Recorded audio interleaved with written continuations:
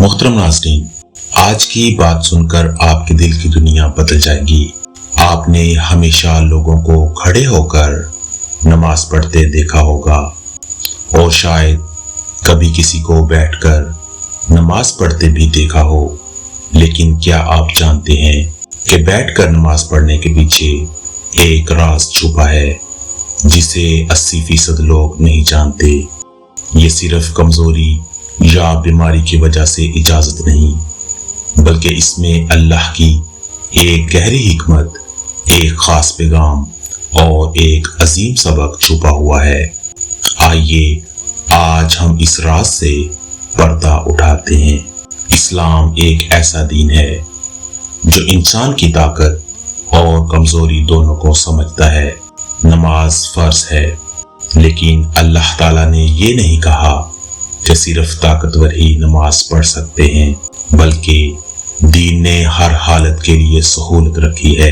कुरान कहता है, ला युकल्लफुल्लाहु नफ्सन इल्ला वुस्आ, यानी अल्लाह किसी पर इसकी ताकत से ज्यादा बोझ नहीं डालता। यही वजह है कि अगर कोई खड़ा होकर नमाज नहीं पढ़ सकता तो बैठकर पढ़े, अगर बैठकर नहीं पढ़ सकता तो लेटकर पढ़े। अब जरा सोचें, ये कितनी बड़ी रहमत है। दुनिया के दूसरे मज़ाहब में इबादत के सख्त असूल हैं, लेकिन इस्लाम में अल्लाह ने फरमाया, मैं अपने बंदे के लिए आसानी चाहता हूँ, मुश्किल नहीं। यही वो मकाम जहाँ बैठकर नमाज पढ़ने की इजाजत एक आर्जी रियायत नहीं, बल्कि अल्लाह की मोहब्बत और शफकत की झलक बन जाती है।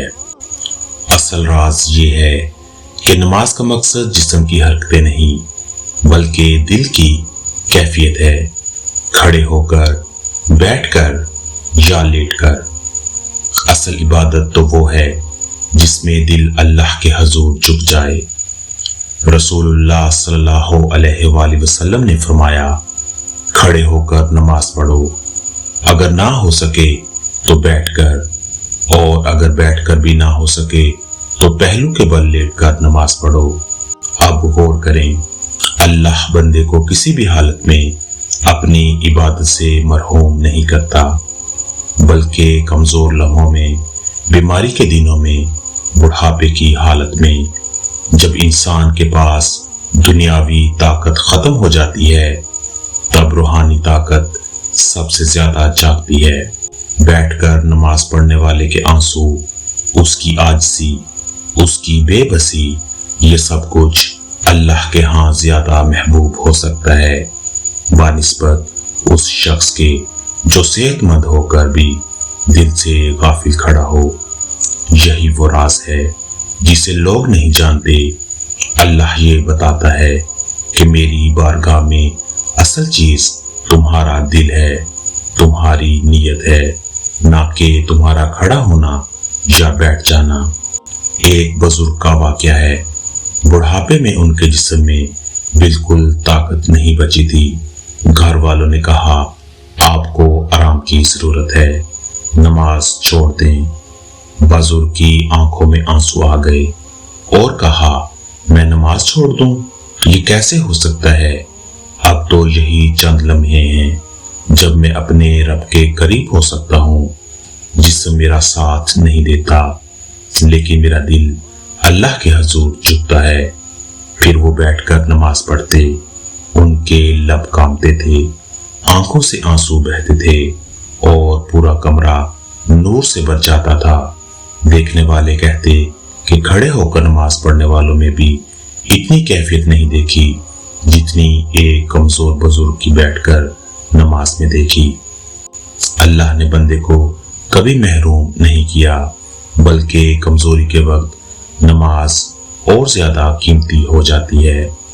बैठकर नमाज पढ़ने की इजाजत सिर्फ बीमारी या बुढ़ापे के लिए नहीं, बल्कि ये अल्लाह की तरफ से एक पैगाम भी है।